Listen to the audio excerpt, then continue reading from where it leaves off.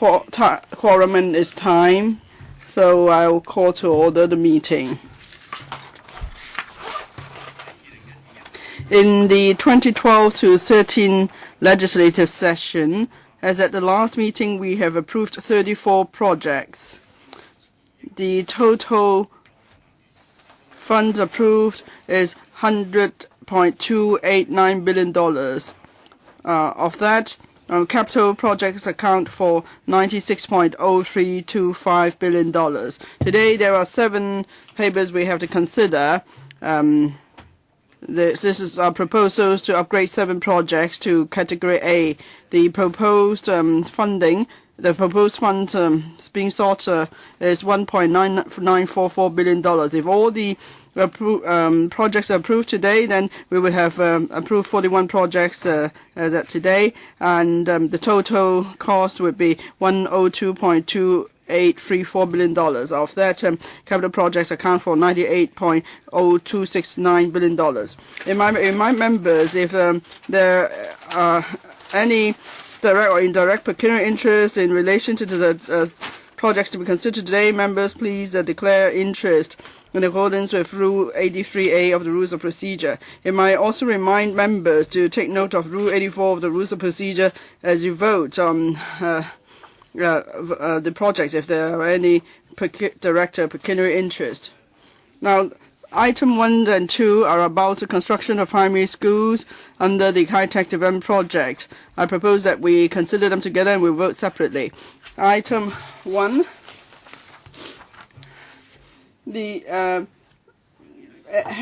349 EP, a 30 classroom primary school at Site 1A3, high-tech development Kowloon. Members are invited to recommend to the Finance Committee the upgrading of this project to Category A at an estimated cost of $312.4 million. This is to re-provision Seng Kong Wei Yao Sao Primary School and Seng Kong Wei Cheng Shan Primary School. The other project, 350 EP. Members are recommended to recommend to the Finance Committee the upgrading of this project to Category A at an estimated cost of $317.5 million for the construction of a 30 classroom primary school at Site 1A4 High-Tech Development Kowloon for the reprovisioning of Po Lang Kok Stanley Ho Sao Nan Primary School. The administration consulted the panel on education on these 2 projects at the panel's meeting on the 14th of April 2013. Members have expressed support for the proposals. The relevant deliberations are tabled. Attending today's meeting on this item, we have Mr. Young, Kevin Young, Undersecretary for Education, and his team. I'm not going to read out the list. Mr. Tam Yu Chung. Mr. Chairman, I wonder if the administration could tell me this. I recall for Millennium School, so we said at the time, it costs $100 million to build a school, and we were so shocked. Now a school costs $300 million. You might say labor costs have gone up a lot and materials have become a lot more expensive too. But what other reasons are there that it costs some $300 million to build a primary school? I think it's really quite shocking. Can you explain why that's the case? Yes, who would like to venture an explanation? Now, on the cost, we have tender price index. If we consider the index in September 2002, at that time, the index was 692. Now, the index is 1,467. So compared with a decade ago, the price has gone up, partial index has gone up by 1.12 times. Millennium School, yes, initially we said it cost about $100 million, but with the rise in the price index, So prices have gone up by 1.12 times. That's, you can tell that simply from the tender price index. You mean for the other cases, or for these schools, they are not of a higher standard or better than the Millennium schools, right? It's simply because cost has gone up by 1.12 times. Yes, the tender price index has gone up. That's the real reason.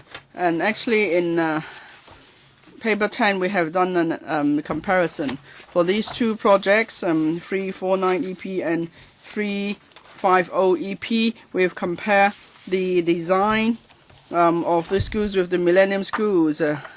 And we've done a detailed comparison, and we find we have a breakdown of different items, and so you can see it's because of the different tender price index, and also sometimes it has to do with the site location. These schools are more expensive than the reference estimate because of site condition, and we listed out those items as well. Mr. Chin Chongka, well, my question is not on cost, but is on the facilities. Maybe it's petty, but still I'd like to ask the administration this. Now, that you still have computer-assisted teaching room. Shouldn't the government now review the whole model for computer learning or IT in education? I believe desktop printers will eventually be replaced by tablets. So is there still a need to have a computer-assisted learning room? Should you still teach computer this way? Or if you have an innovative approach in teaching computer, do you still need a computer-assisted learning room as such? I think you have such a learning room because of the hardware requirement. But I think for hardware, the advancement would be even a lot quicker. Perhaps the teaching model cannot keep up, but you might say it's just a teaching room. You could always change the fixtures in future. Still, I would like to remind the Education Bureau to review the entire policy, IT in education. Under Secretary? Electronic teaching or learning.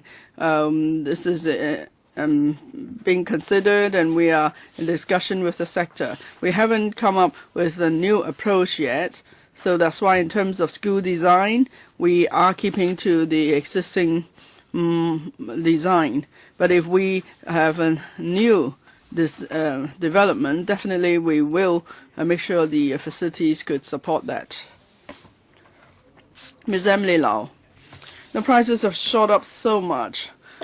2,692 now is 1,467. If wages go up this way, it would be great. So this is a substantial increase. In terms of staffing, because we have heard on many occasions there's a shortage of staff. Even from the housing department, we learned that there's a delay of some projects by half a year because of a shortage of staff. So can you tell us more about this? And barrier-free access? Yes, I read about that in the paper. Are you able to meet the barrier-free access requirement? Because we're talking about integrated education. So students with disabilities or even teachers with disabilities, it's important that they can move freely in school. And sports facilities, shouldn't we keep up with times? There's always a basketball court, an activity room, whatever. For many years, I've suggested swimming pools. You say it's expensive, and it's also expensive to upkeep. You know, there are many sports events. Have you considered in new schools you provide more facilities so that students could give play to the potential in various areas? Under Secretary? Well, in terms of staffing, we have taken that into consideration. That is, in the design, we try to reduce the need for technical staff and how we could improve building efficiency. We've considered that. And for some structural parts, like columns and so on, we have made them standard items. And also panels, the thickness panel is also standard. And then for primary schools, the floor height is standard. This will allow construction workers to use the same panels and so on from floor to floor, and that will help to streamline the construction process. And then in terms of the arrangement of reinforcement steel, we try to make it a standard process as well, so it will be easier for workers to do the work and more quickly too. And partition walls of classrooms, we plan to use prefabricated units, so we don't need to do concreting on site because that will cause more pollution and also actually will help to save some time. What about facilities? Barrier-free access? Yes, we'll fully comply with the legal requirement, and apart from the legal requirement, wherever possible, we might even go further than what the law requires.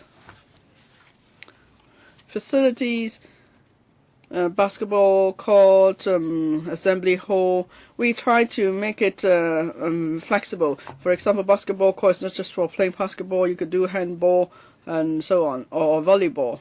So we say basketball court.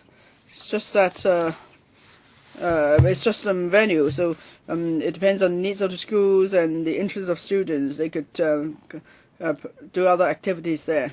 Swimming pool, I don't know if every school has a need for it, because once you put a swimming pool there, you can't really use it for any other purpose. It will have to be water sports. So that's why we have not included a swimming pool as a standard item yet.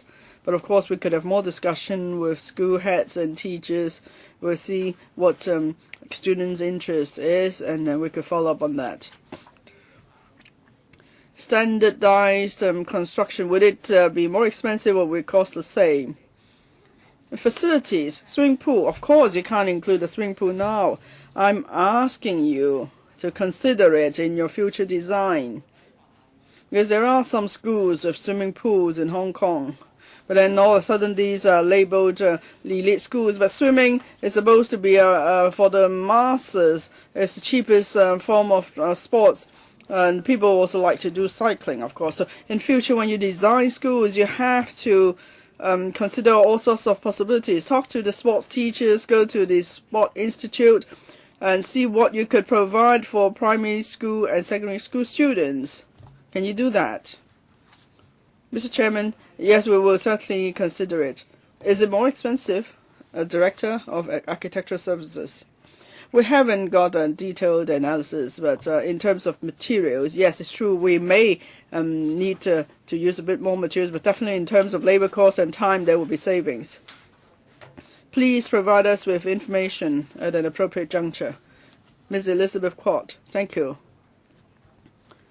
Your green procurement standards in building. Now, I've asked the same question on other government projects. Now, in the course of tendering, would you specify the need to use green materials?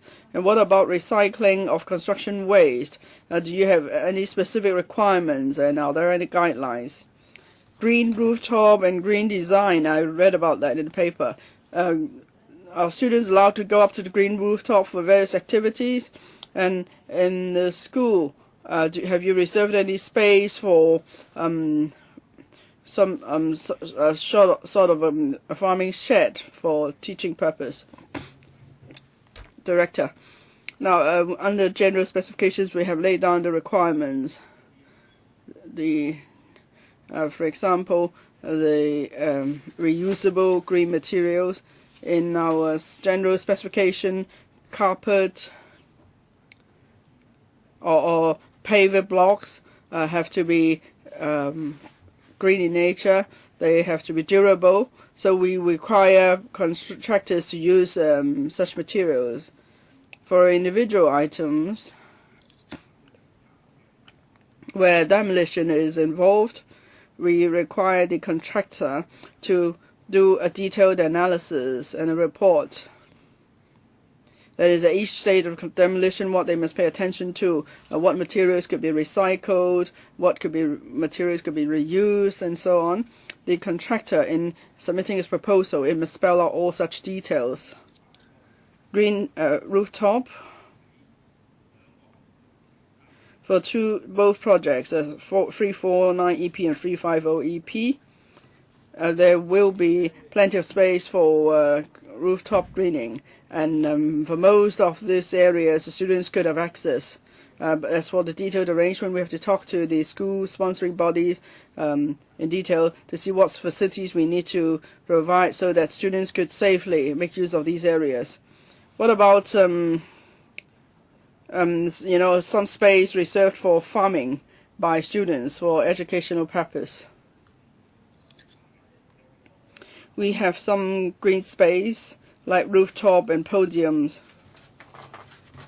But of course, we have to look at the actual condition of each school, whether a certain spot is accessible. Of course, it depends really on the school, on how it wants to make use of the space for its teaching purpose.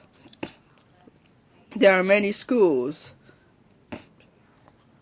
which have encountered great difficulties in doing rooftop greening because of loading. They need to submit building plans, or maybe there's not enough fire escape, or they can't add railings. So for retrofitting green rooftop is almost impossible for many existing schools. But then for many subjects we teach about environmental protection, about nature, conservation, and so on. So that's why many schools have demand for small farm on site or green rooftop. But if no space has been reserved for green rooftop or for farming for teaching purpose, it's not possible to provide such space after the construction. That's why I think you have to consider very carefully and include these facilities at this stage. Director, would you consider such proposal to meet with the times? Next, Mr. Lo Ai-kwok. Thank you, Chairman. On under item G, there's money reserved for green devices or energy-saving devices.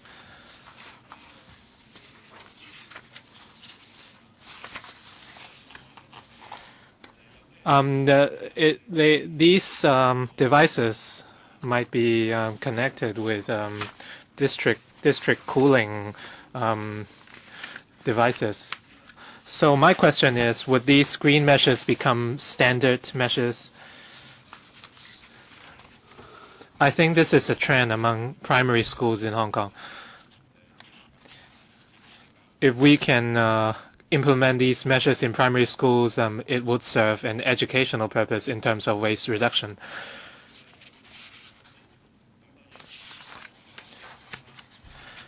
The paper stated that the construction cost might be higher because of a higher cost for greening measures.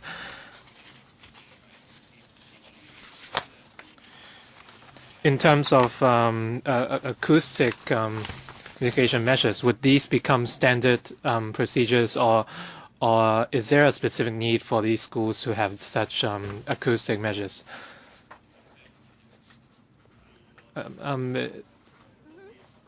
Please, can you speak up a little bit?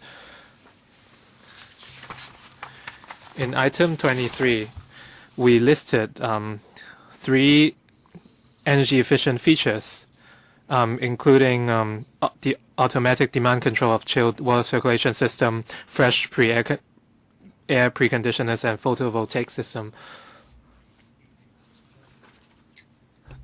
These measures are actually relatively commonly used in government constructions.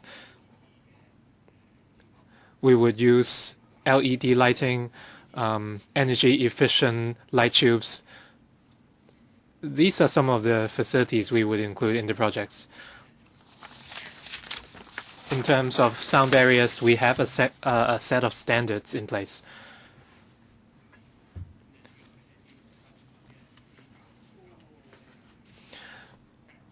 for classrooms and educational rooms, a lot of them are situated near the roads.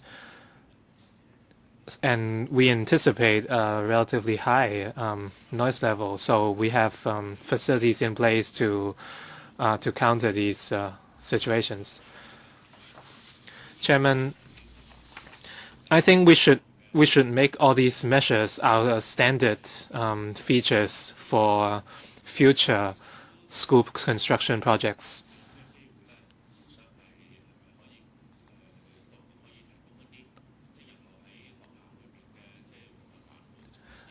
I want to use this opportunity to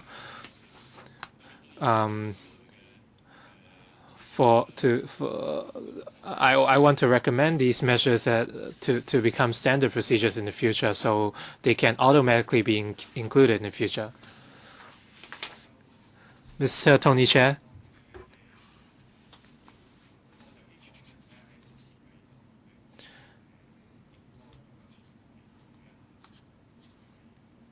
In terms of the design, can the government provide some leeway? Some schools have outdoor playgrounds or covered playgrounds.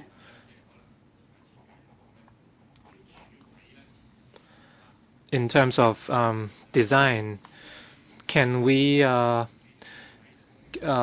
do better in terms of the positions of the piles? If we have piles if we have columns in the middle of playground, it might be problematic.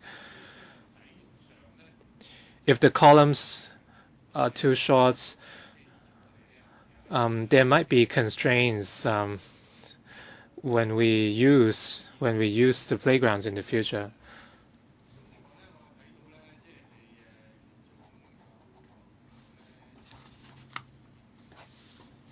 For 349 EP, some schools have multi-purpose venues.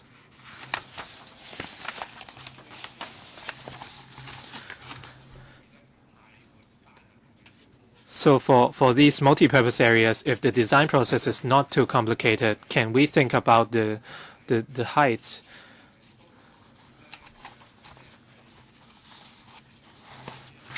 Would it be very expensive if we to achieve greater ceiling heights in these multi-purpose areas?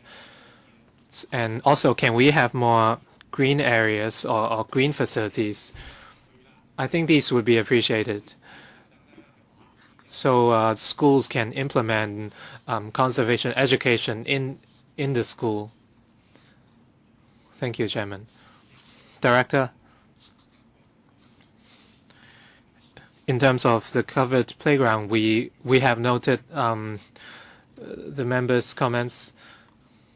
We will reduce the number of columns as much as we can. We know that a lot of students like to run around in playgrounds, so for safety reasons, we will reduce the number of columns. And on the heights of the assembly hall, I don't have specific dimensions with me now, but it would be less than 4 meters tall. So they can play badminton or other games.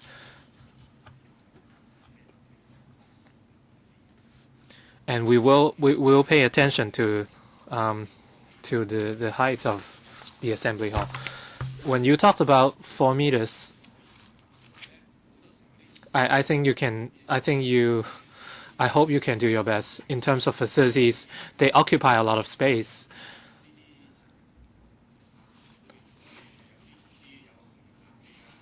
If you have air conditioning systems or fire facilities, they take a lot of space.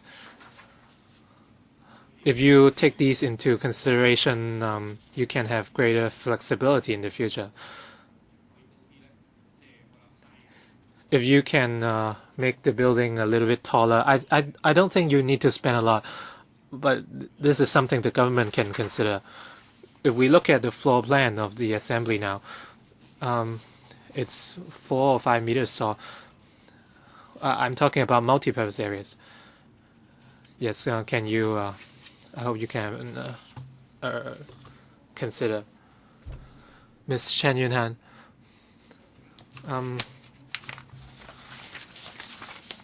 This school is situated near public housing, near region, and it's also near the MTR station where the Shatin Central Link exchange station is. In terms of the Kowloon East cluster, this is a very concentrated area of housing estates. When the school is reprovisioned in this area, the government must consider its interactions with its surrounding environment. I hope these schools have green roofs. Almost 100,000 people are living there. I hope the schools can blend in with the surrounding environments. In terms of design, it has to blend in with the Kai-Tai River as well. Right now, I cannot see any greening works being done on the roofs of these schools. I just think it's a standard design for a rooftop. I'm aware that you have a small farm in such schools, as Ms. Quad said. The areas, the existing areas surrounding these schools have very nice green features.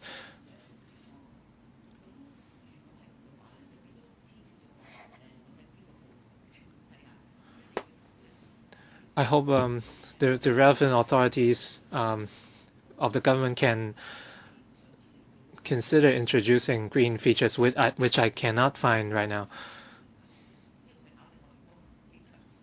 I strongly request the government to look into this.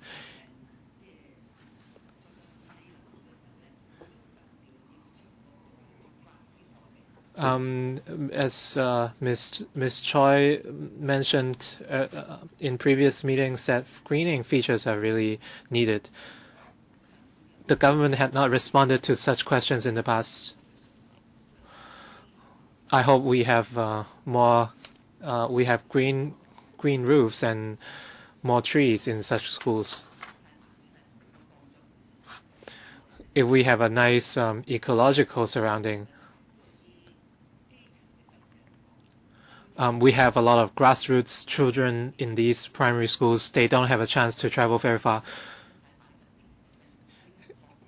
If we introduce more ecological or green features, it will provide a better environment for these children.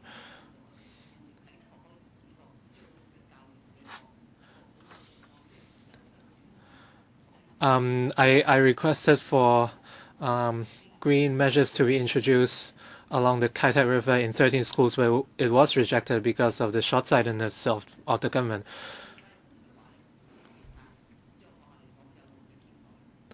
I hope the schools will have trees and green rooftops to blend in with the environment. This is my wish. Director, can you answer this question? Thank you, Madam Chen. And when we do the design, actually, we've taken into consideration the points that Ms. Chen just mentioned. If you look at the design, we see for both schools, we are keeping to fewer stories. 349 EP 5 stories, 350 EP 4 stories. So compared to conventional primary schools, 7 or 8 floors, we have lowered the building height. The reason is because we try to make the most of the topography of the site so that it won't affect the visual impact on the surrounding. We want to make sure there is enough natural light, good ventilation, and so on. That's why we have kept to fewer floors in the design.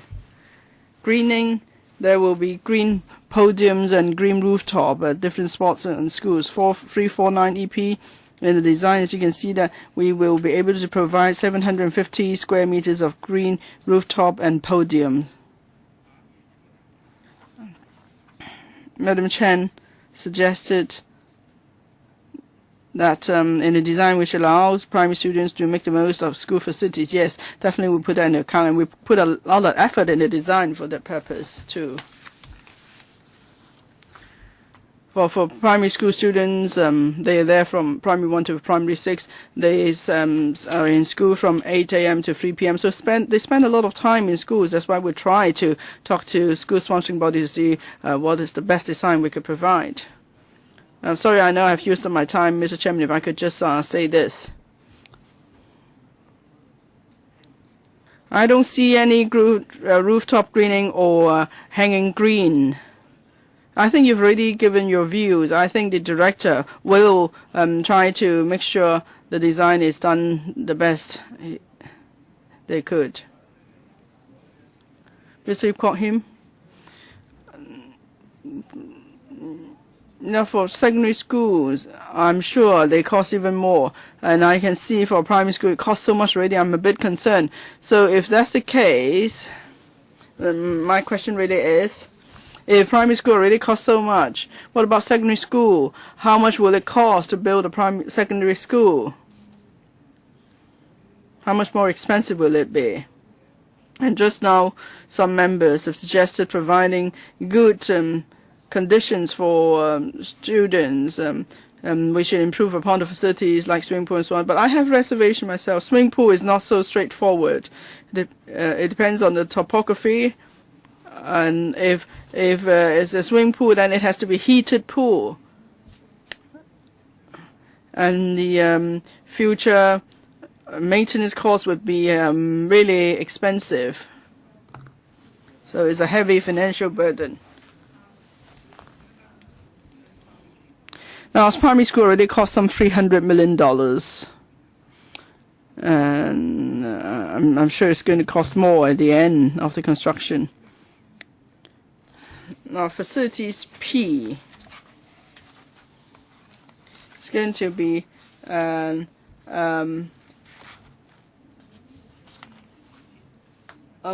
lift facilities for the disabled. Now, is this facilities provided specifically for persons with disabilities, or is it just that there is a lift in the block in any case, but then persons with disability could use it? Is that all? So which way it is really? Director, for each school, the cost may be different. For the 2 schools in Kai Tak, in terms of the foundation works, we have given a bigger estimate. Actually, you can tell from enclosure 10, we have set aside some $50 million for the foundation works because Kai Tak is a reclamation area. And after site investigation, we believe we need to have piles going down about 70 meters deep. Usually, piles just go down 30 meters. So here it's 70 meters. That's why we have a higher estimate for piling. The piles have to be driven so much underground for there to be enough support. For the disabled or fireman's lift, that's a standard item. The lift is not just used by persons with disabilities. The students can make use of the lift as well. Mr. Frankie Ick. Thank you, Mr. Chairman. Just now, a number of members talk about greening or a small farm on schools. Now, I visited dozens of primary and secondary schools in the past few years. Now, students and school heads like greening a lot, and they want a small farming plot so they could do farming there. And I hope the government will provide more such facilities. The completion date, September 2015, tentatively. But Kai Ching Estate is to start occupation intake soon. These two schools are actually to be moved from Choi Hong Estate to here because those two school sites are too small, right? So this two schools will be merged into one. But from Choi Hong Estate to this new school, I don't know how you could get there. You have this green dotted line to say it's barrier free access, and there are 2 bus stops, and that's what you show on the plan. But after Kai Ching Estate is people have moved into Kai Ching Estate, does it mean that students will first have to go to the school clusters in Richlands Garden before this school is completed? So this school probably caters to those who have newly moved in. But what about those students in the 2 existing schools? How are they going to go over? But I think there's another part. But I think it's quite a long distance, right? So what is the transportation arrangement? Under Secretary. Transportation for the 2 schools in Choi Hong Estate. They don't just serve Choi Hong residents only. So in terms of transportation, depends. The 2 schools actually serve the whole of Wong Tai Sin district. So it depends where students live and how they go to schools now. And I think from Wong Tai Sin there will be bus services to the new school in Kai Tak.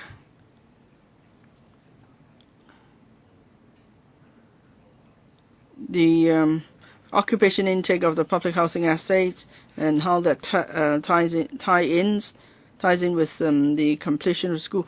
Well, you know, occupation intake is done in batches.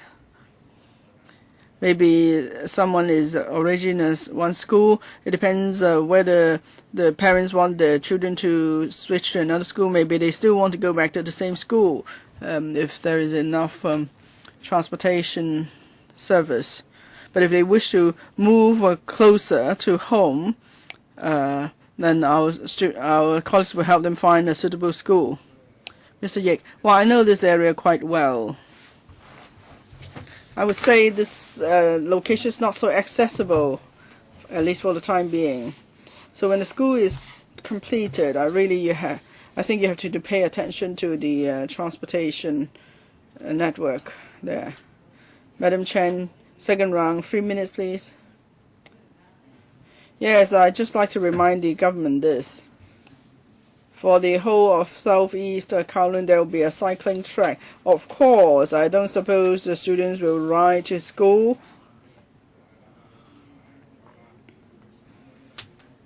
We have a cycling training track. We also have cycling tracks. I hope you adopt a new mindset in doing the planning. I don't think any schools have space for bicycles. Probably whatever space is left, say next to the playground, they'll use it for farming plots. We believe that government always doesn't allow enough clearance, height clearance for its buildings. But I think you have to reserve space here.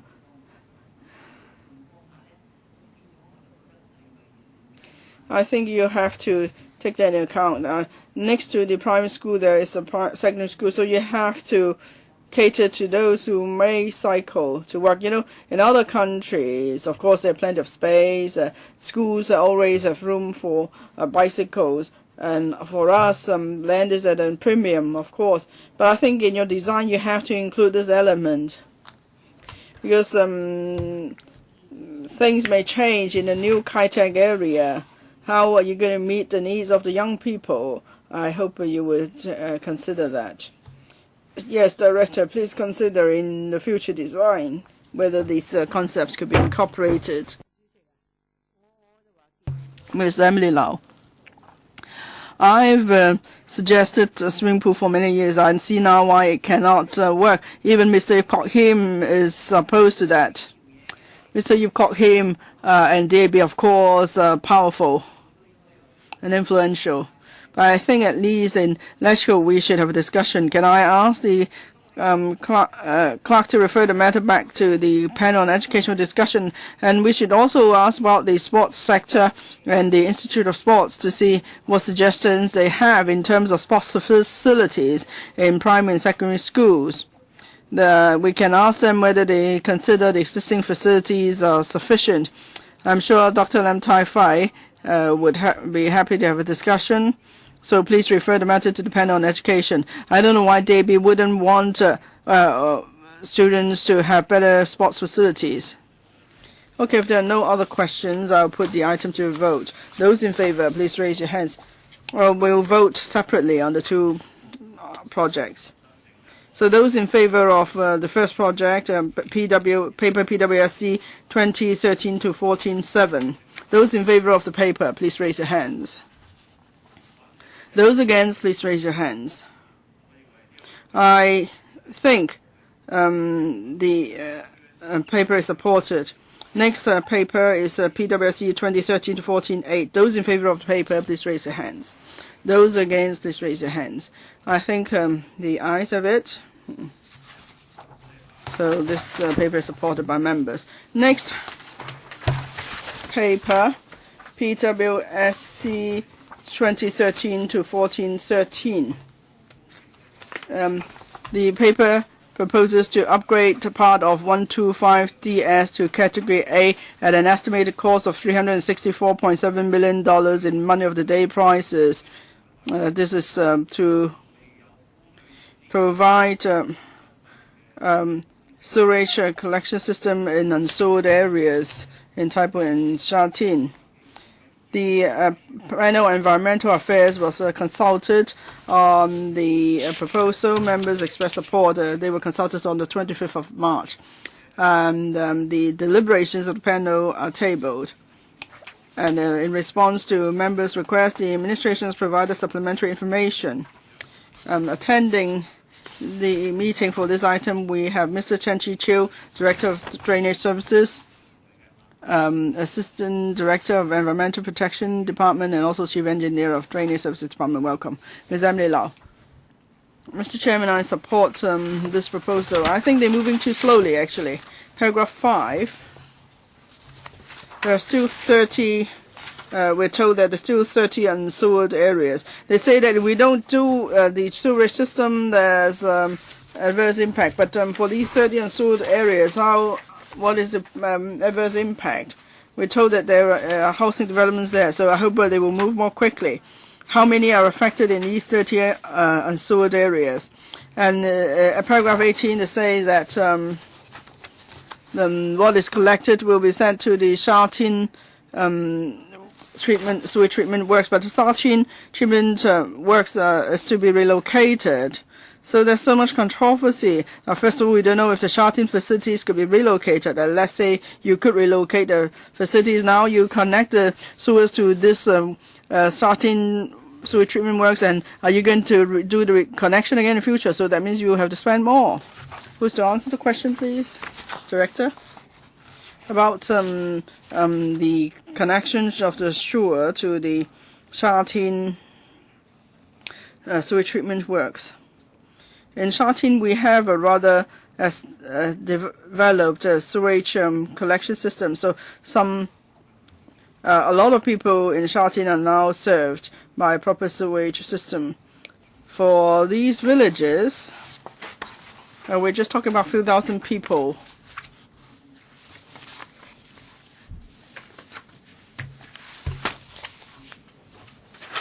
And when the sewage could be connected to their existing network, then they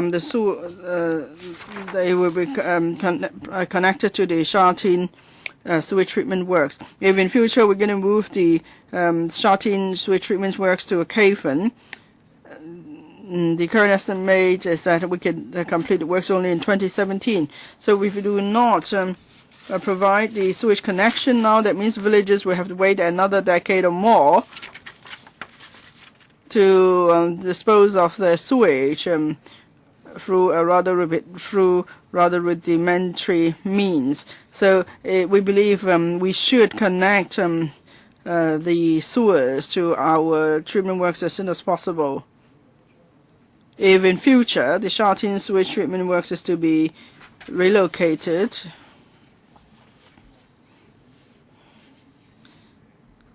then we just need to lay sewers from the existing sewage treatment works to the new site. That's all.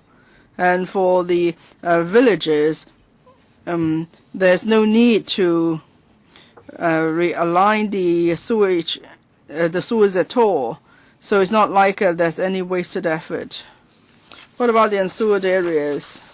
I think you will do that in phases, right? How many are affected? For 125DS, we mentioned in the paper, please speak into the microphone. There are still 30 villages without sewers. Now, including existing housing development and planned development, we are talking about 3,800 houses, village houses. 3,800 village houses. The population is about 35,000.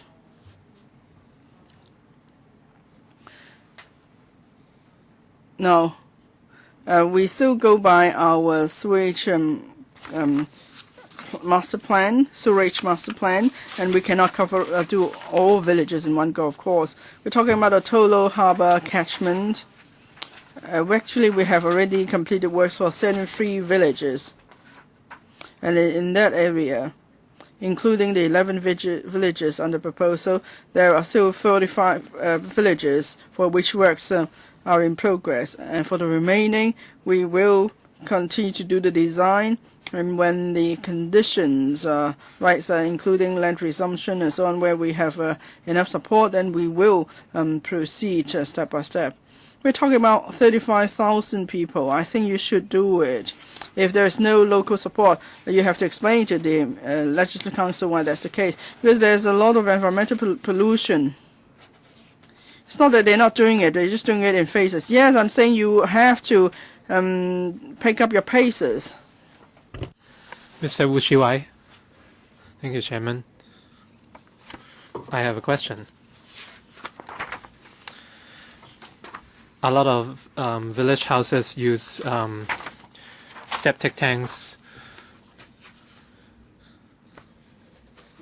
In theory, if regular maintenance is performed, according to my understanding, we will not have the mentioned situation of having unwanted discharge into the current drainage system.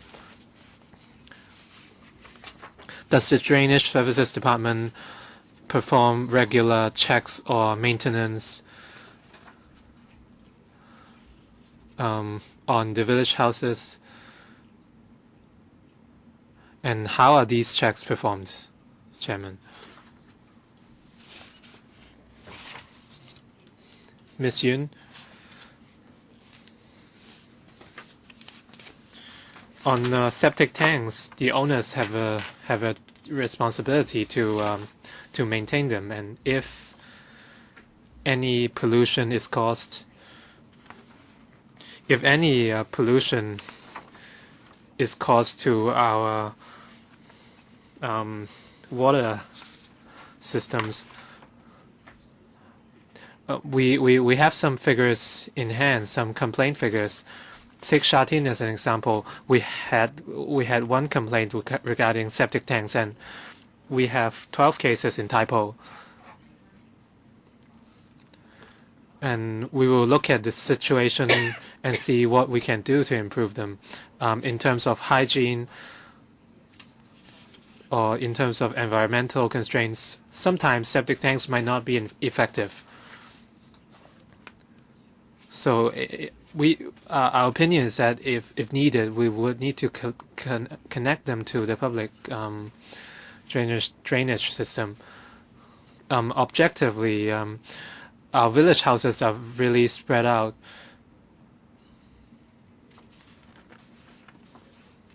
The maintenance of septic tanks is a very important issue. Well, from what I hear, we have very little regulation on septic tanks or even management policies. So we really have to count on the owners. If you ask owners to assess the conditions of their own septic tanks, it's not easy. We don't have a very easy solution. So can they just perform site checks? I'm really not sure.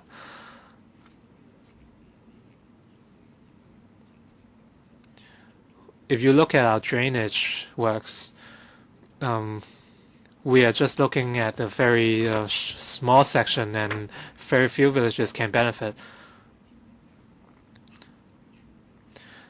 When we're talking about the septic tanks connection system,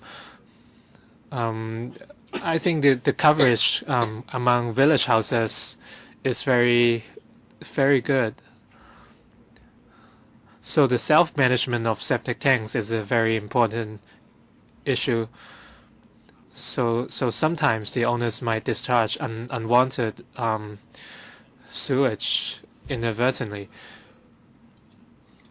If the owners don't do something, a lot of smell will be generated at their homes. Mr. Ma Fung Kwok. Thank you, Chairman. I have the same question as Mr. Wu. On the septic tanks or sewage treatment at village houses, right now the owners are held responsible for their own works. I think we should have regulations on. We should have statistics on the operating specifications of these septic tanks, and the government should assess the conditions of these tanks, and they should be effective. And once they reach a particular capacity, the sewage should be discharged. So how regular should cleaning works be done? I think you can come up with sewage capacity based on the size of the village households, and I'm quite surprised why we don't have such statistics now. Who will answer this question? Ms. Yun. Thank you, Chairman. We are talking about a very complex situation. If you talk about septic tanks, we're talking about older village houses. In this case, we might not have very comprehensive figures in place. For newer houses, under the technical memorandum for sewage treatment,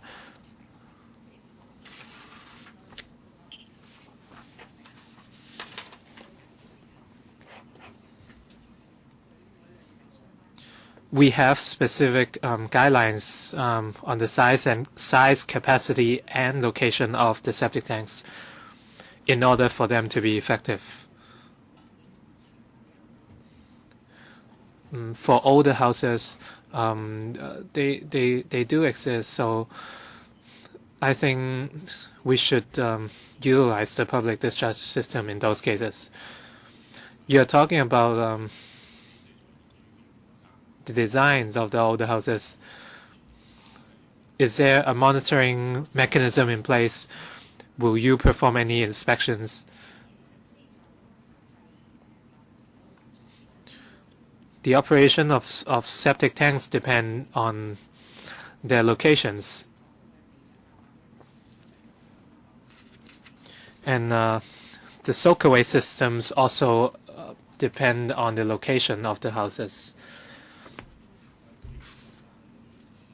What do you mean by soakaway systems? So what do you mean by soakaway systems? Let me explain very briefly. The purpose of septic tanks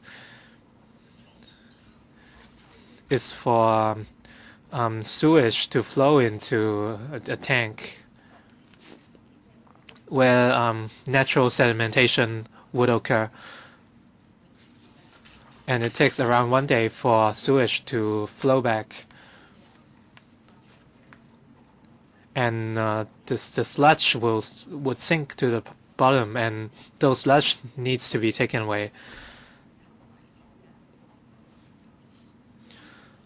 And through the natural filtration of the soil, and with the bacteria in the soil, there is a biological process going on, and the sewage can then be taken away. Inside the septic tanks, their efficiency in terms of sewage processing depends on the landscape too. So for natural filtration, the filtered water should be relatively acceptable, right? They are still sewage. Ms. Yun?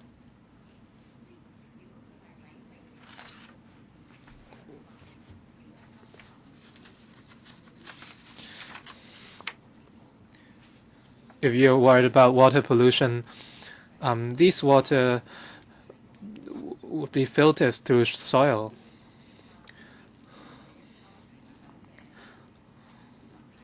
So the septic tanks would be kept specific clearance distance from some soil in order for them to be effective. If you have no other questions, those in favor of this motion, please raise your hands. Those against, please raise your hands. I think this motion is passed.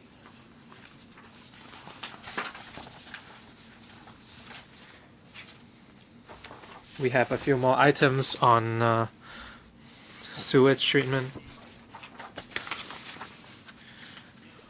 Next, we have PWSC 20131414. The upgrading of part of 339DS entitled sewage in Nam Wai Po and Wai Tao Chun to category A at an estimated cost of 319.1 million in money of the day prices.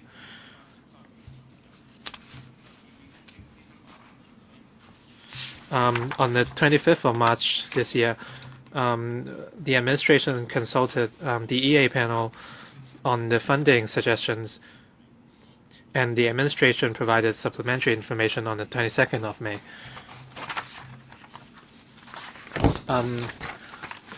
The offices are the same as just now. Any questions from the members?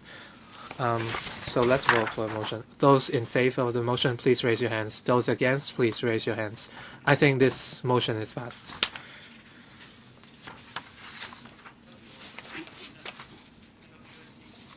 The next document, PWSC 20131415. The upgrading of part of 355DS entitled Outlying Island Sewage, Stage 2 Lam Island Sewage, Phase 2, Package 1 to Category A at an estimated cost of 340.2 million in MOD prices.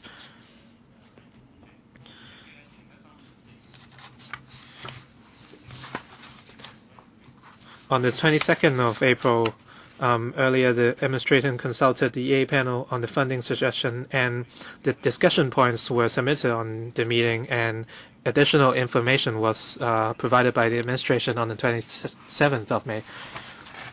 And the same officers are here to respond. Any questions from members? Ms. Emily Lau. I'm in favor of this proposal.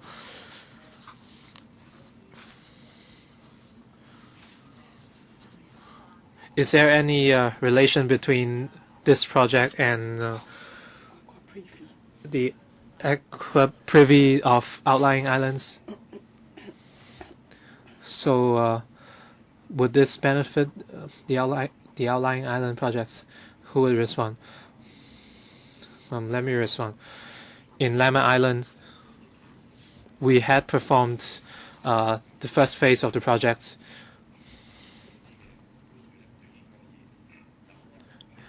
And we have a system in place to collect sewage for village houses near the pier. right now we are expanding the sewage system to village houses which are further away from the pier. Right now, we for the most part, septic tanks are used, and hopefully, when we have this new public system in place, the sewage can be directed towards the sewage plants. There is no conflict with the aqua privy.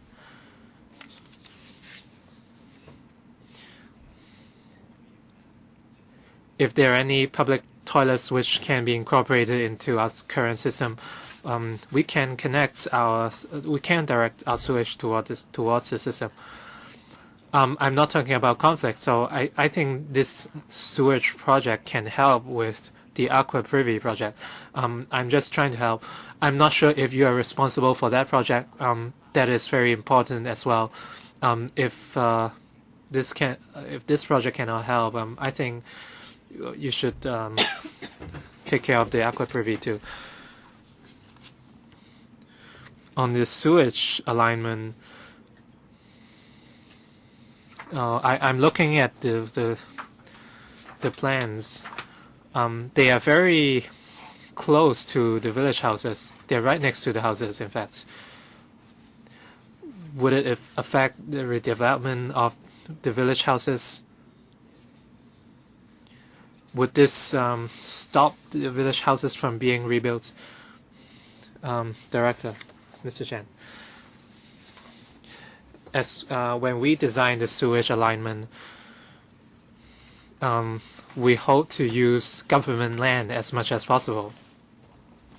But for some specific spots, if we cannot find a suitable route for alignment, we might need to resume land.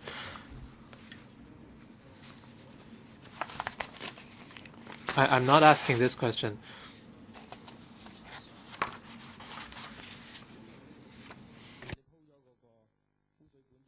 Other villages might have this question. The sewers are laid out right next to village houses. If these houses need to be rebuilt, you might say these houses cannot be rebuilt because sewers need to be built. So can you give the villages some kind of assurance? Director. Thank you, Chairman. In village areas, and there are a number of underground public facilities apart from sewers.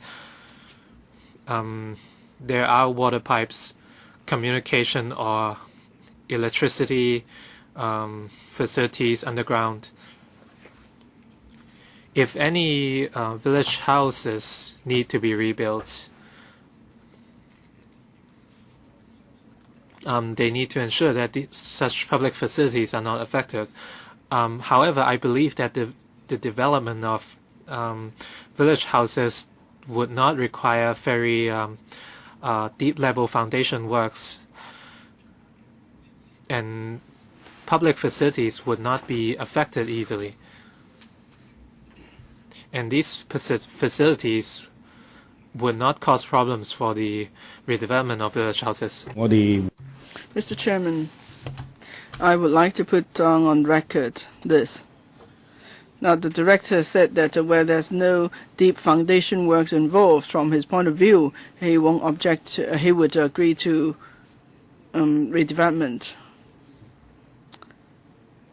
Now, on excavation works in relation to sewers, I've been told by district councillors that such excavation works might affect the housing nearby. Now, would it be a noisy operation? How do you do the excavation? Would it cause a lot of noise nuisance? Director. During construction,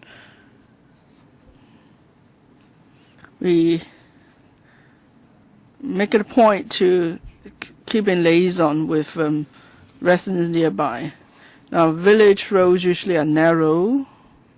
It's usually difficult to use large machinery, so we're using mostly small machinery, or we may even do manual digging. And if we use any machinery, we ask contractors to take the appropriate measures to reduce noise. For example, some sort of a silencing devices, so that the noise from the operation machinery is kept hooded in a way. And we will also discuss with the contractors on the hours of operation, having regard to the needs of residents. So we keep in close liaison with village representatives, villagers, and other residents. Mr. Chairman, I'm happy with the director's reply. Mr. Leung Chi-Cheong mentioned a point. The that is, he wants it to be put on record that the director has said it won't affect redevelopment. Really, it's not an issue for the director of drainage services. So we'll write to the lands department and the buildings department and seek an explanation as to whether redevelopment of village houses will be affected because some public sewers have been laid next to them. Mr. Michael Tian, all three projects have to do with the sewerage system. Some is in stage 1, phase 2, some in other stages and phases. They cost all the same, $300 million.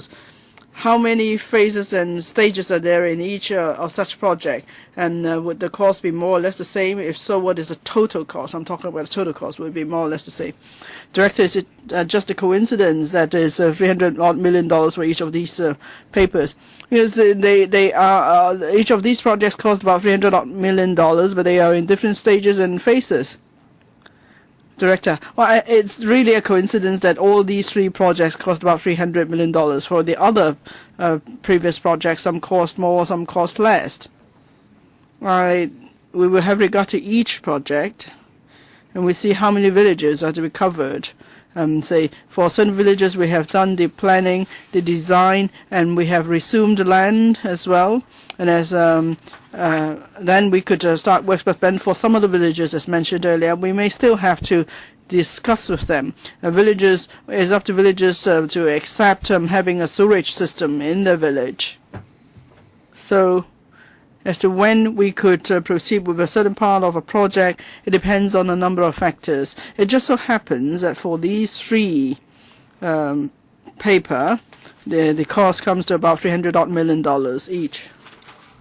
Now, I can understand that. I don't want to go into the finer details, but can I just find out how many stages and phases usually there are in one of such a sewerage project? Ms. Yun, it really depends. The situation varies. There are 16 sewerage master plans for the whole of territory. It depends on the situation for each catchment area, and then we have to decide on the sewerage needs and the sewage treatment works and so on, and we look at it as a whole. And then when we have come up with the entire plan, of course, in reality and in terms of resources, we couldn't complete all the projects in one go. It would be really tough. It depends on the local condition as well. No, I know. For usually for each project, how many phases and stages are there usually on average? Because I don't know at the end how many billions of dollars you would have asked for. No, there is not fixed number of stages or phases.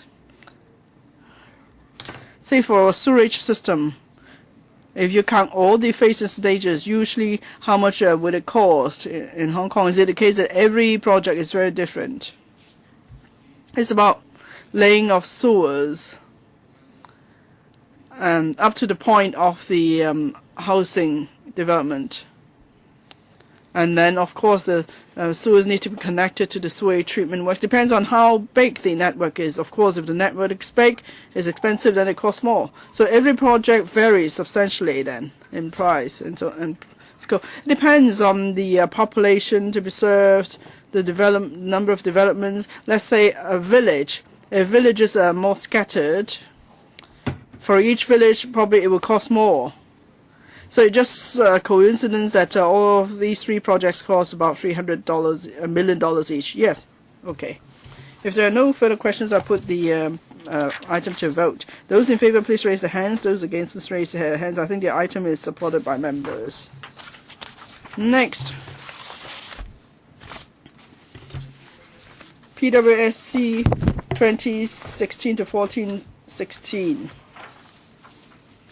The project is about upgrading part of 259 RS to Category A at an estimated cost of $295.4 million in money of the day prices. It's for cycle tracks connecting Northwest New Territories with Northeast New Territories to move to Changshui section, Stage 1.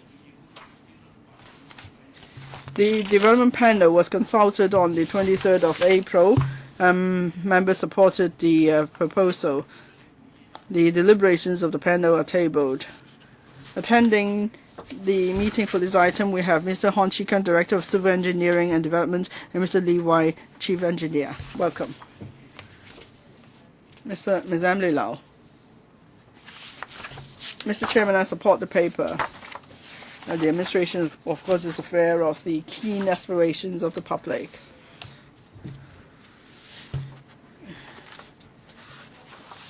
But cycling is not just for recreational purpose. Some members of the public want to use their bicycles as a form of transportation. But then there is no such policy. Like Wu Chi-wai, he rides all over the place, and the administration asks him not to. And asks if he doesn't want to live too long or something. So when you design new towns, shouldn't you provide cycling tracks? Or do you still think that cycling tracks are simply for recreational purpose? And paragraph 7 says that the public would like to see all the cycle tracks joined up, but now they are not. But is it not possible? Director, will you fully appreciate public aspirations, but whether it's possible to have cycling as a form of transportation in Hong Kong, there are difficulties. I'm sure Mr. Emily Lau would appreciate that. In new development areas where we could provide cycling tracks, we'll try to do so. For example, Kai Tak is a new development area. In the original outline master plan, there are already cycle tracks, but we want to do more. And in new territories, we also want to provide more cycling tracks. But old urban districts, built-up area, it's difficult to provide cycling tracks on the road. Ms. Emily Lau refers to the paper. That is, there is aspiration for a comprehensive cycling network. Well, but our planning objective is to build cycling tracks for recreational purpose. Now, in the new territories, we're going to build 82-kilometer long cycling network all the way from Ma On Shan to Tsuen Wan. So in the future, all these cycling tracks would be joined up. That's the long-term objective. Well, the director says in new development areas you will provide cycling tracks. That's good. But if that's your policy, then the design will follow. So I hope you will make sure it's done. It's not just for recreational purpose. Actually, some members of the public have asked the officials, including yourself, Mr. Chairman, to ride to work. Well, I have to go up the hill. How can I climb up the hill in a bicycle? But anyway, you have to set an example. It's about green way of living.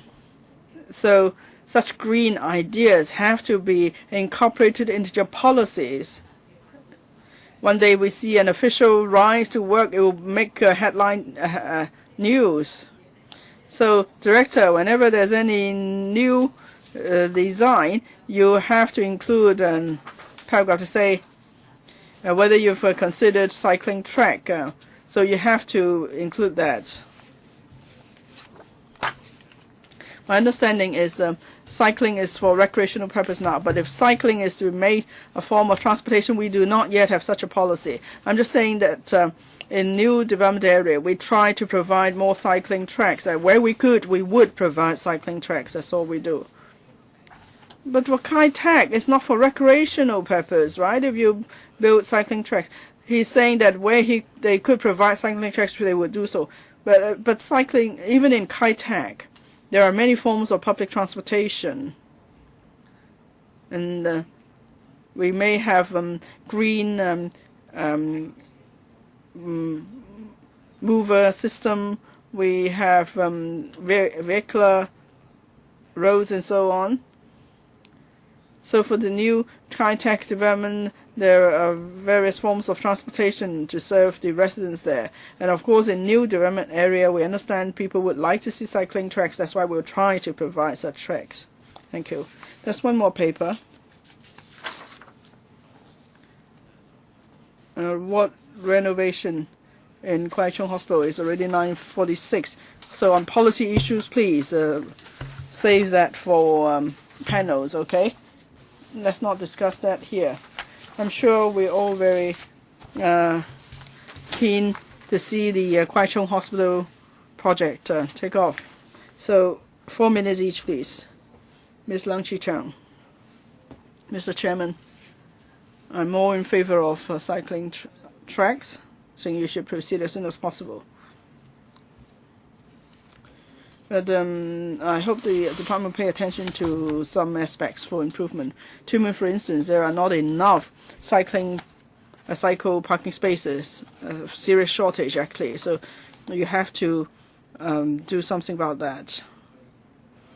Choi Kyu, for instance, there are just 24 parking spaces for bicycles. It's not true to say that people don't ride bicycles as a form of transportation, because some people do actually do that. They ride bicycles for commuting purpose rather than just recreational purpose. So you have to provide more parking spaces. And Hapsing Circuit, at a previous panel meeting, I asked the same question.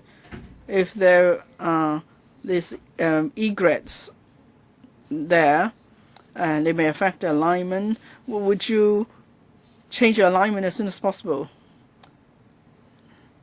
so that the egrets may migrate somewhere else? You say, you said last time you might consider that, but what is the progress? Director, please. First question about the West Rail Station near in Tuen Mun. I understand there are bicycle parking spaces, some 1,200. I understand, of course, it's still not enough. For the Siu Hong Station, the public transport interchange, we will provide parking spaces. We'll see how many we could provide. Yes, we do try to provide more. And Hapsing, why? Member asked about it before. We have encountered some nature conservation issues. There are egrets which have nested on the big trees there, and we are considering several possibilities. Either we reconsider the alignment of the cycling track so that we could avoid those trees, or perhaps under the trees. I think the concern really is when you ride past, you may cause noise disturbance to the birds. Maybe we could provide some sort of cover, or perhaps in certain spots we could plant other trees. Hopefully then the egrets will migrate to these other trees. So we're considering various options. First option of revising the alignment of cycling track may involve a massive length resumption, so there's more of a remote possibility. The third option we're actively considering together with green groups. Another question. There is a cycling track leading to Tin Shing Road. It might overlap with the pathway to a school. So how can you ensure safety in at the intersection point. In Tianshui Wai, I don't have information on hand on the intersection area. Mr. Lee, do you have this information? We're talking about an intersection between the cycling track and the road. Usually we would request cyclists to get off their bikes and walk across the intersection. And sometimes we would also put yellow marks on the roads and to remind cyclists to pass the intersection carefully and slowly. I'm Wong Ko-heng. I support the funding, and we have tried to push through the project for a long time. The cycling track project. On the planning and funding, I have two questions for the government.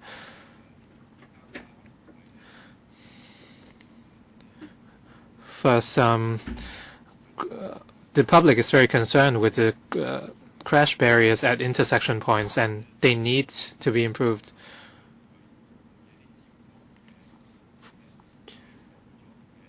At these intersection points, what would be the design plan of those anti-crash barriers? The cycling tracks will be very long. Do we have any emergency telephone or other emergency facilities? Director, first question. My colleague has responded.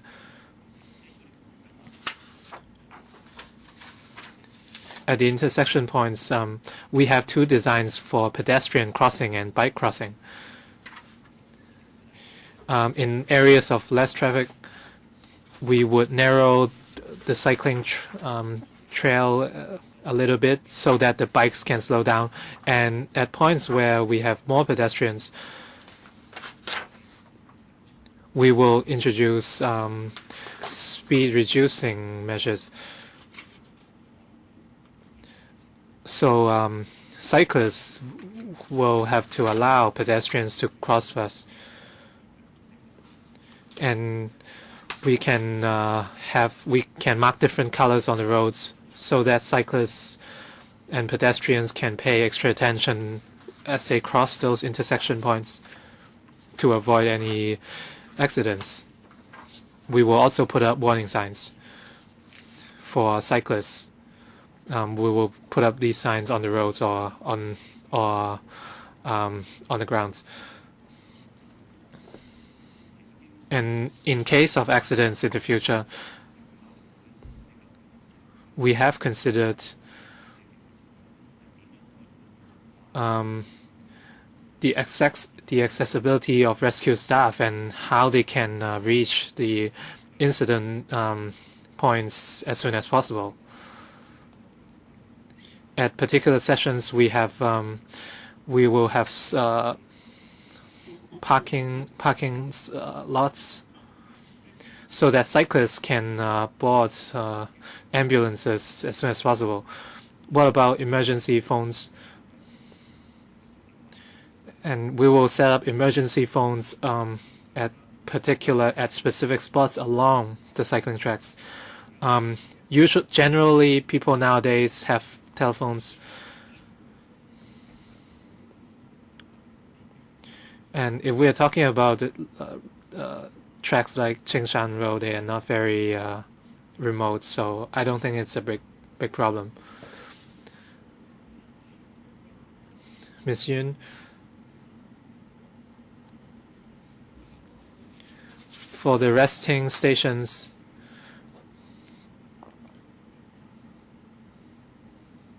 instead of the standard facilities in cycling parks like tuck shops, can we can we have more unique designs for the resting areas, and so that they don't look all alike? Can we have first aid stops and toilets at each resting station? You said you will have these facilities, but will we really have these basic facilities? And at San Tin Chun Road and Pak Shek Ao, they had been taken out because of some opposing voices, and you have put them back on. So as you carry out the construction, if you receive any more opposing voices, would you take them out again? And for this project, we hope it can be done as soon as possible. You are doing it section by section. And for each section, you will face land resumption problems at places like San Tin Chin Road and Pak Shek Ao interchange. So during the consultation process, can you speed up the construction process of the entire cycling track network? Director, 3 questions. I will respond to them. First, about the resting stations and whether they will have first aid stations and toilets. In our designs, we have included toilets.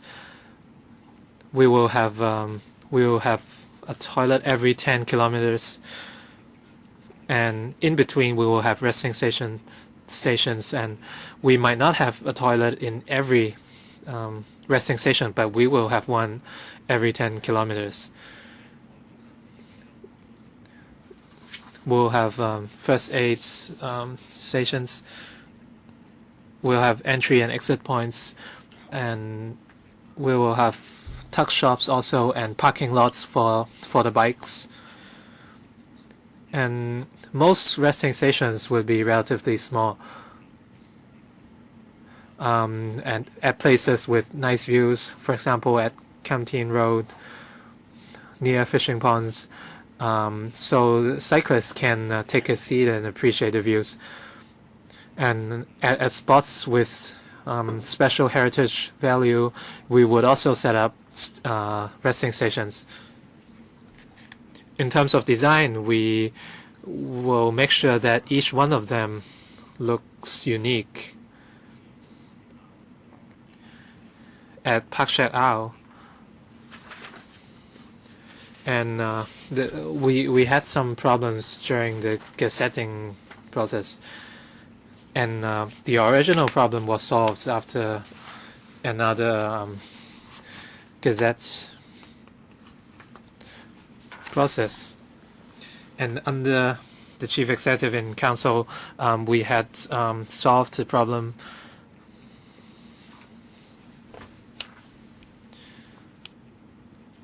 And we found that a lot of ingrates had built nests on some trees along the section, so we had to make the amendments. And the third question,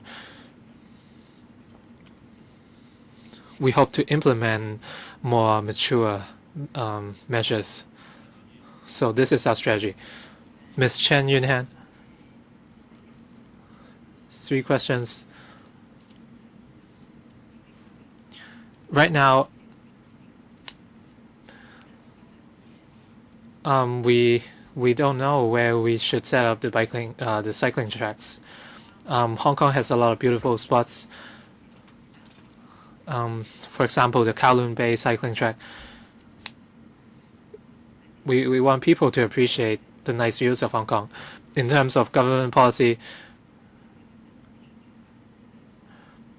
I think a lot of places are suitable for biking tracks. For example, Hong Kong Island, it's a very suitable place for the tracks. But sometimes the problem is we don't know who to consult.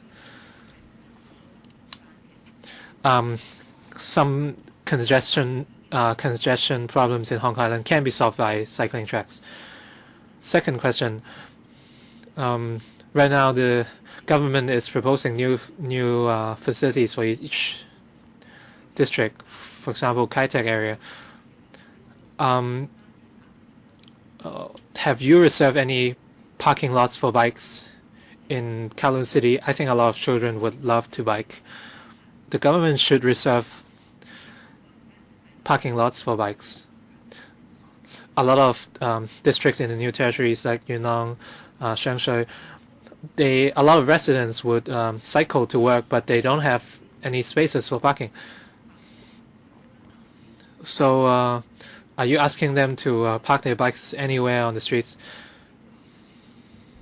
I think these questions might not sound very fair to the director, but these are big policies. So, can we implement them through district efforts? Ms. Chen requested more biking tracks or facilities to be built. I think we need to have policies. In terms of development plans, I hope the Permanent Secretary can respond to the claims.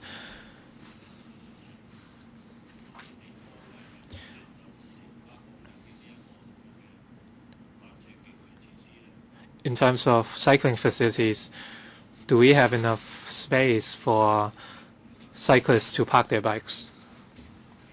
Director, for the Kai-Tak area, as I said, we would do our best to find space, and we will also try our best for the parking lots. Kai-Tak is a big area.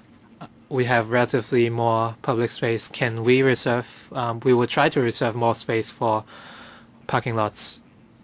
In the new territories, I understand that the Transport Department is already working on parking lots, and they are also working on connectivity with new towns. They are working with how to connect with the overall cycling network. I understand they are doing work already.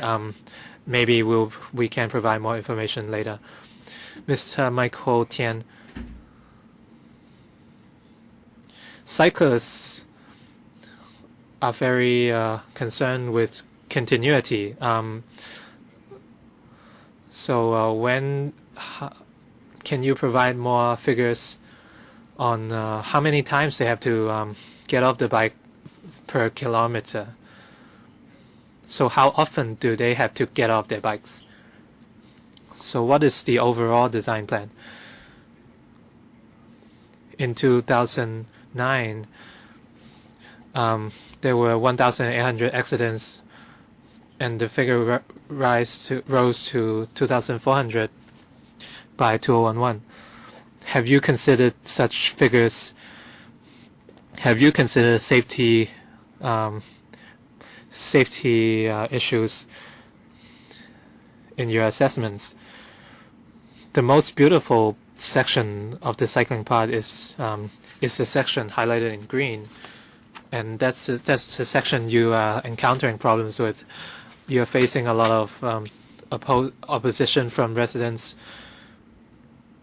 Do you have a plan B if you cannot solve the opposition from residents? Do you have any alternatives for the session from Chunmun to Chunwan? Going downhill. Well, with our cycling track design, we try to avoid people having to go downhill. But of course, where there are pedestrian crossings and there's heavy pedestrian traffic, of course, pedestrians will have right of way. So if pedestrians are crossing, the cyclists must stop, or they may have to push their bikes over the crossing points. Actual figures, I don't have that, but I don't think there are many such junctions. I don't have a figure as to say that how long is the stretch before people have to stop. Now, I think whether there will be more accidents depends. It's the same like motoring. If more cycle, does it mean that there will be more accidents? I think the government would do more in publicity and enforcement to make sure we could keep the number of accidents down.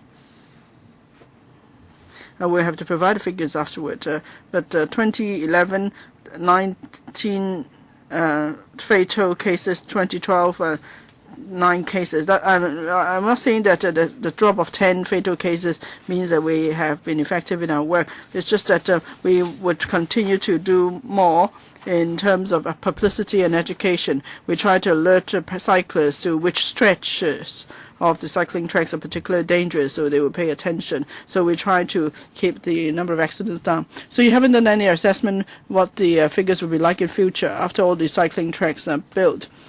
Now, I don't think we do such assessment as to how many more or fewer accidents there will be as a result of new cycling tracks. As I said, a cycling track is for recreational purpose. That's our policy. We don't want to see more accidents because there are more cycling tracks. Now, the 1,000 odd accidents in a year, is it they bump into someone or they have an accident on their own? Well, I don't have such a breakdown. For fatal cycling cases, 2011-19, about half of them did not drive carefully, or did not ride carefully. That's a high percentage, actually. Okay. What about the section under objection? We hope we don't hope to see that section aborted at the end. But as you pointed out, Mr. Chen, some residents believe that the cycling track might cause a lot of nuisance to the residents there. So we're asking the consultant to do another study, and we would like to engage them in a public engagement exercise. Hopefully then they will eventually accept the section. You mean you don't have a fallback option? Well, it's hard to identify an alternative alignment, and I really do not hope to see any that the section will have to be aborted at the end. Mr. Frankie Yik, I'm in support of the proposal, but I have some views on the design of cycling tracks. The width of cycling track is 4 meters. Is it one way or two way? Two way. And I'm concerned. 4 meters, at least is wider than the current stretch from Sha Tin to Tai Po, because I ride sometime and see a lot of accidents, especially at the junctions. As you mentioned, you narrow the junctions and you use iron railings. A lot of people are injured there. I think there's an institution that sent proposal to the government years ago to say what sort of barriers you should use to reduce injury. I hope you will pay attention to that. Now, this is a new stretch. I hope you will reconsider the width, whether 4 meters are enough. Because I ride myself, I think that's dangerous. I'm talking about the Sha Tin to Tai Po stretch. I've witnessed accidents myself. I hope you will reduce the number of downhill ramps. You know, people don't ride very well. And then the bicycles actually flip over. I saw this girl, losing 2 teeth.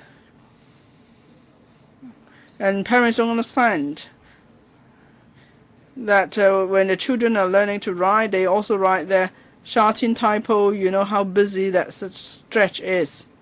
I think it's very dangerous for the children. If they can't control their bikes properly, that would be serious accidents. I hope you will do more in terms of education. Thank you. 4 meters.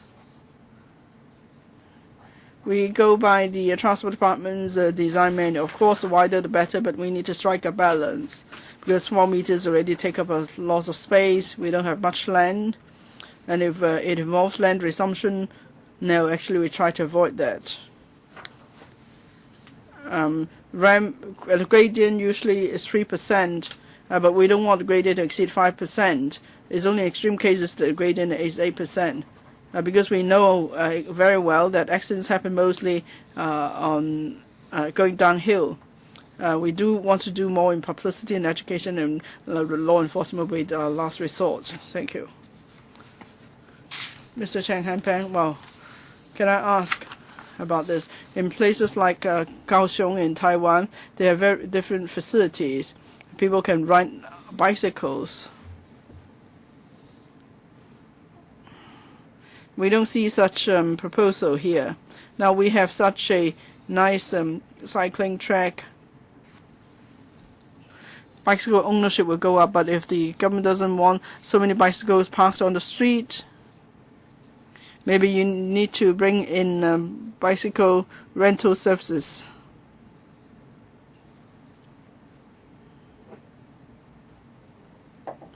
You know, and there should be facilities like you could rent a bike at the entry point one stretch, and then at the other end you can just return your bike. So by just using autobus, for instance. So do we have any facilities that will help to keep the bicycle ownership small while promoting cycling? And what about the main transport interchange, MTR stations, canteen station, and so on? You know, in the rural areas, people actually do ride to MTR stations, and if there are more cycling tracks, people from Yuen Long East may ride to Yuen Long West, and then they will take the rest wheel.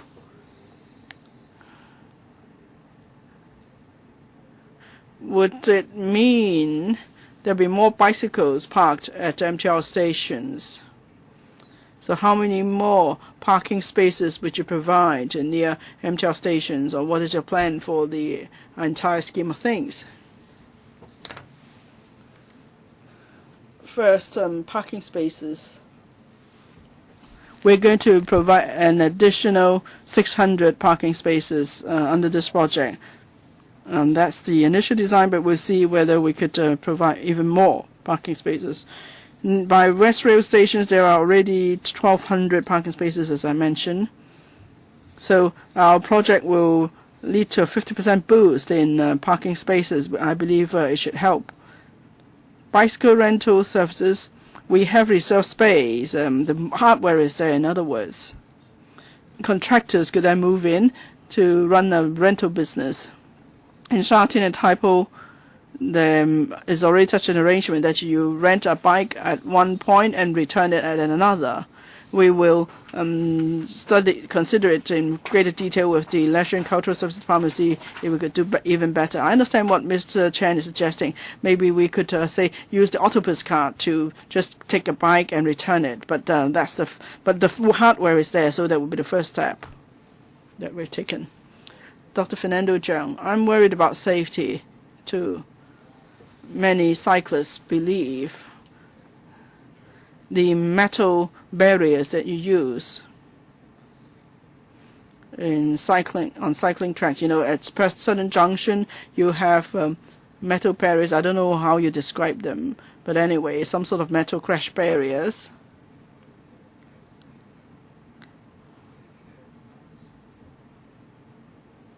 If these metal barriers are changed into plastic barriers, and if people crash into them, they won't suffer serious injury. I think it would be a lot better. Because for the existing barriers, if people crash into them, it's serious. In fact, we have quite a number of fatal bicycle accidents because of these barriers. Well, the barriers are to facilitate your management. It's not really for the benefit of cyclists. So can you not improve that? Is it possible to stop using metal barriers? Mr. Chairman, we fully appreciate the concern for the new barriers. We try to use plastic materials as far as possible, as suggested by Dr. Fernando Zhang, especially where there's a junction of pedestrians and cyclists.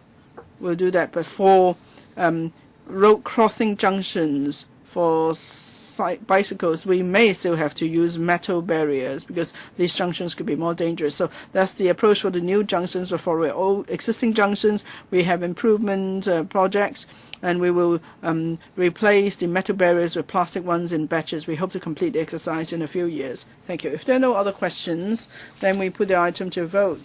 Those in favor, please raise their hands. Those against, please raise their hands. So the proposal is endorsed. Last item now, members.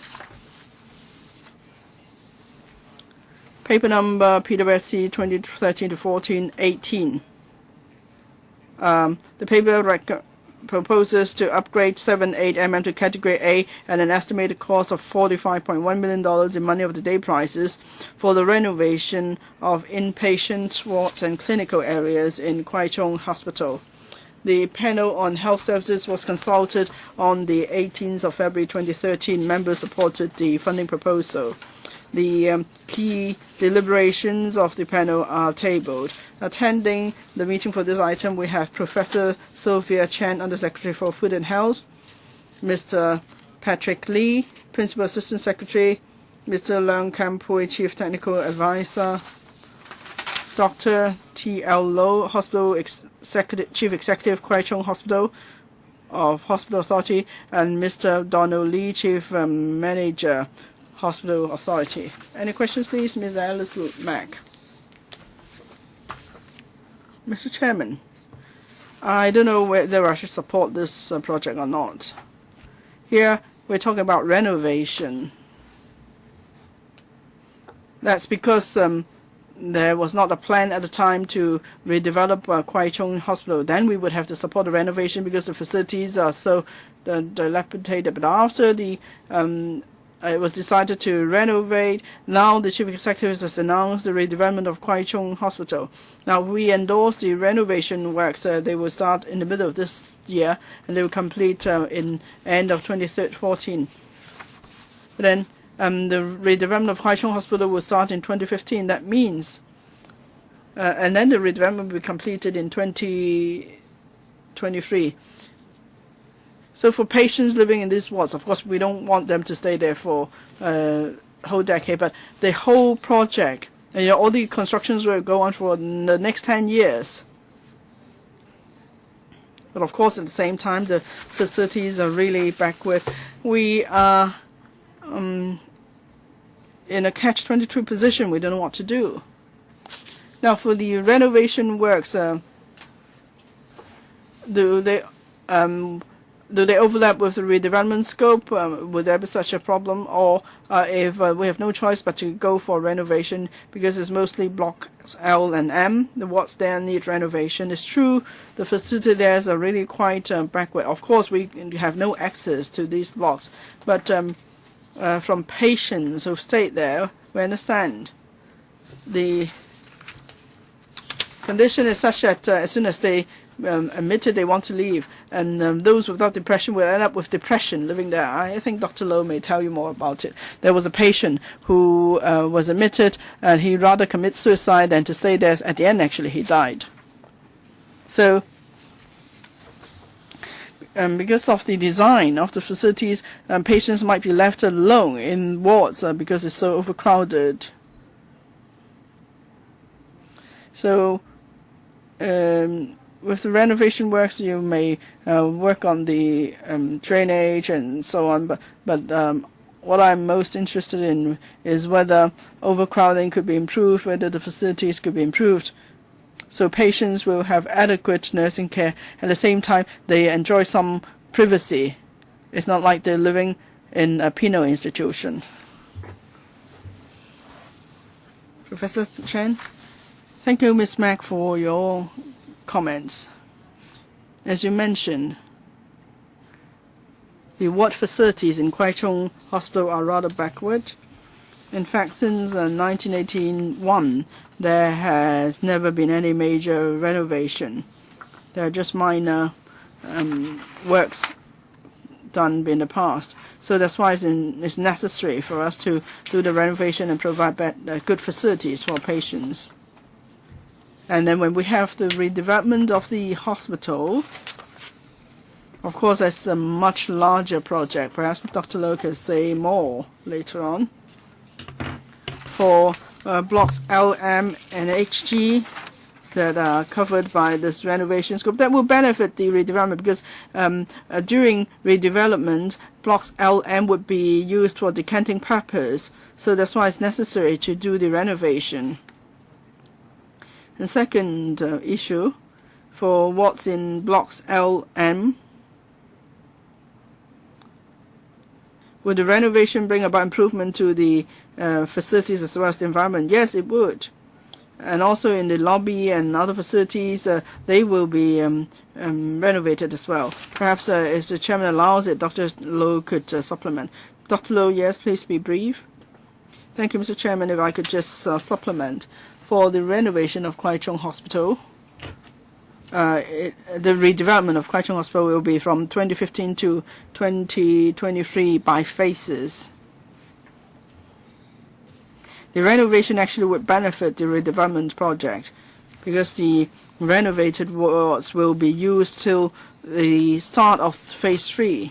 And after the wards are renovated, hopefully then we could improve the privacy of patients. There will be more space for patients. So we want to bring about interim improvement before the redevelopment project is completed. Thank you. Mr. Fernando Chang, 2 questions. During the renovation periods, what are the arrangements for patients? Would you relocate them to a place even smaller or even more unsatisfactory? I understand this is a renovation project, but if we look at studies from other countries, the design of the wards have a direct impact on patients. They need ample space, they need natural light and privacy, and they also need a quiet environment, so we need to have soundproof materials. All these would affect the emotions of patients. If they are more emotionally stable, a lot of conflicts and injuries can be avoided, and the use of drugs can also be minimized. I hope you can consider these in the renovation or redevelopment process. I understand that you have consulted patients. However, looking at past practice, the patients are waking up very early in the morning, so this is very poor management, and this would affect the patient's emotions. And just now, as Ms. Max said, a lot of patients see Kwai Chung Hospital as hell, and I hope these problems can be rectified after the renovation. Thank you, Mr. Chung's comments. And first, on the arrangement of patients. In the renovation project, we are working on nine wards, and we work on 2 wards at a time. First, we would vacate 2 wards, and then we would renovate the rest. And at that time, during that period, we would relocate the patients to another spots. Thank you very much for your design proposals. First, on the design of the wards, they would certainly affect patients. And when you talk about the management of patients, we would pay attention. And even if we have very good facilities, our management practices would take care of the needs of the patients. Dr. Low, our renovation project pinpoints 9 wards, and a lot of them are vacant wards.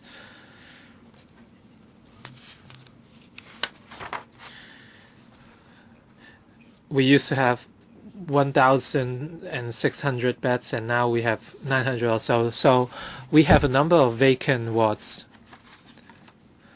and we can minimize some disturbances to patients. And the second question, after the renovation,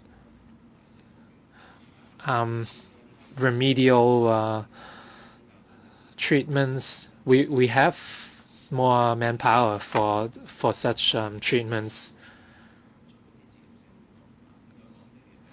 so we can have more staff to handle these treatments for patients, and they can sign up for activities that suit their needs. We have 3 members who want to ask questions. Any more questions?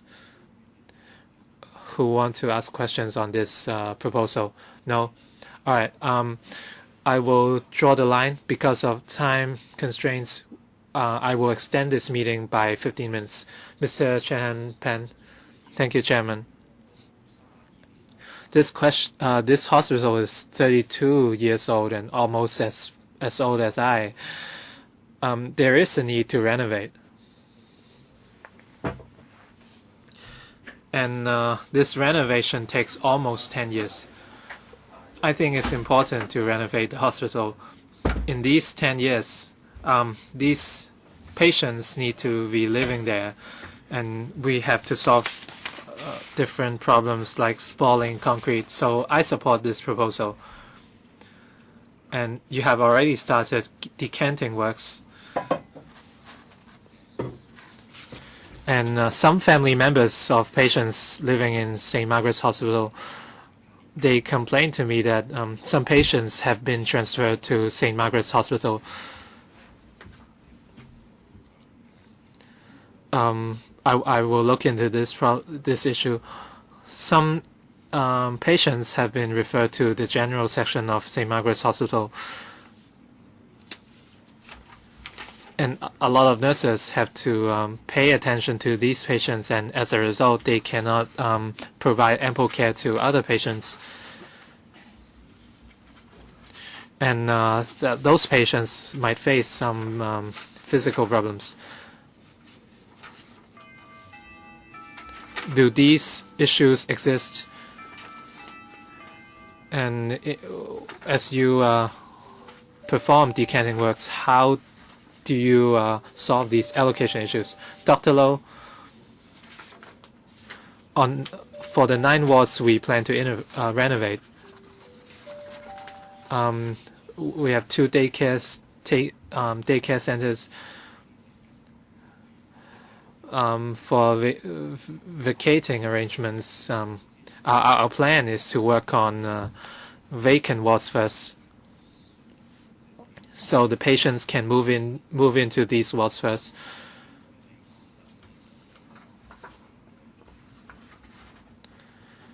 We have 30 or so patients in these 2 vacant wards. For daycare centers, they do not affect, they are operated in daytime only, so they do not affect the redevelopment.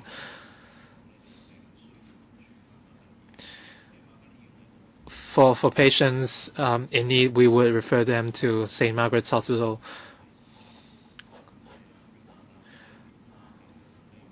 For patients with blood pressure or other problems, they would enter St. Margaret's Hospital. If they have psychiatric needs, they would come back to Kwai Chung Hospital. So what you mean is that during renovation, so for patients in need during the renovation period, you mean that you will not refer them to St. Margaret's Hospital. So what is the arrangement? We have 9 wards. We have 5 out of them, 5 of them are vacant. So we would work on them first. The renovation will be conducted in phases. We think this is the most straightforward proposal. Mr. Uchiwai, thank you, Chairman. I have 2 pieces of information. For psychiatric patients, the noises generated during renovation is substantial. I think the patients would still be staying at other blocks in the same hospital. Kwai Chung Hospital used to have 1,600 beds. Now they only have 900 or so. How have you considered the problem of noise nuisance? And how would you minimize the impacts to the patients?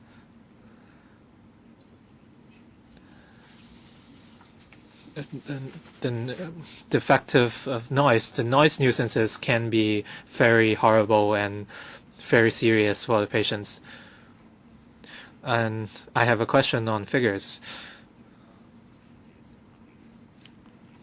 The renovation project will generate more than 300 tons of construction waste.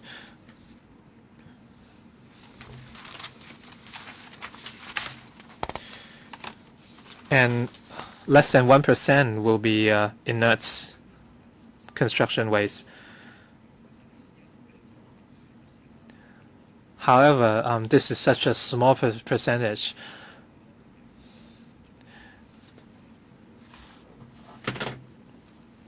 Why are so much waste generated during the recovery works? Chairman, this project is conducted by hospital authority, so Mr. Lee might better respond to the question. Our current estimations for construction waste,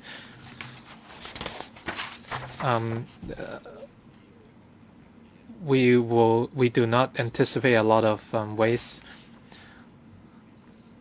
as we repair spalling concretes. We don't have a lot of inert construction waste. However, we need to remove certain cupboards, and those would generate non-inert construction waste. What about the problem of noise? We understand that noise can affect our patients.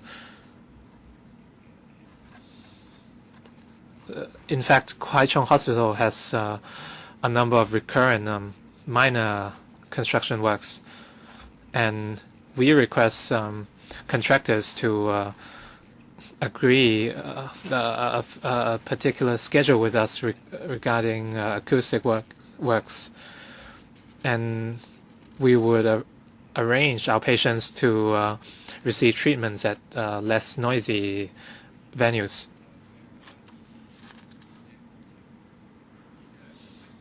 Mr. Tony Chair, I support this renovation proposal. When we look at the scope of the renovation, I think these, some of them should be categorized under regular maintenance work. If you talk about repainting of walls,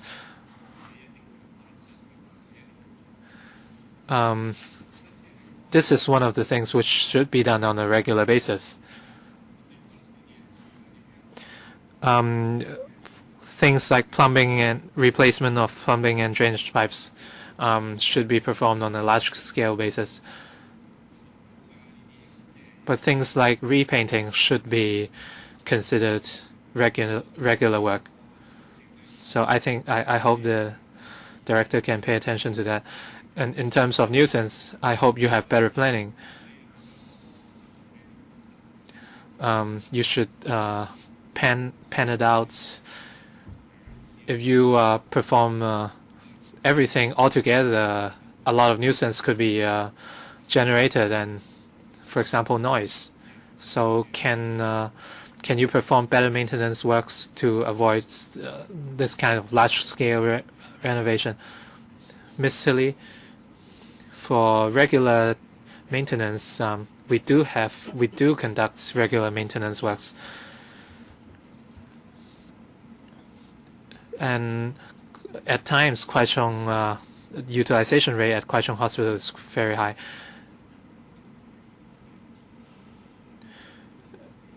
And for the resource allocation in renovating Kwai Chung Hospital, we have to look at the overall plan for all 40 or so hospitals.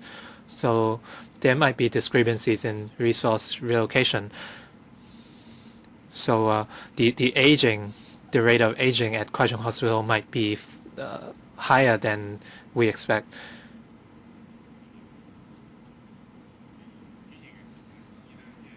Mr. Tony Chair, my question is not about engineering.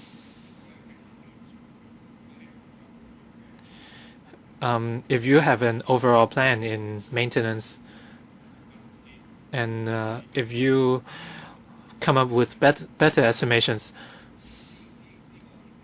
if the plan has to be postponed because of unforeseen circumstances, this is another problem.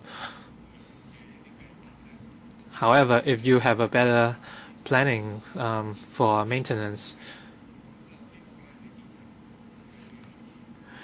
I think the government should consider these factors in its planning stage. This is something to do with the overall planning. I hope the department has heard the views. I will now put the item to vote. Those in favour, please raise their hands. Those against, please raise their hands. The proposal is endorsed. So, members, we have covered all the items today. Members, do you wish to consider any of these items separately at the Finance Committee? No? Okay then. Thank you very much. Meeting adjourned.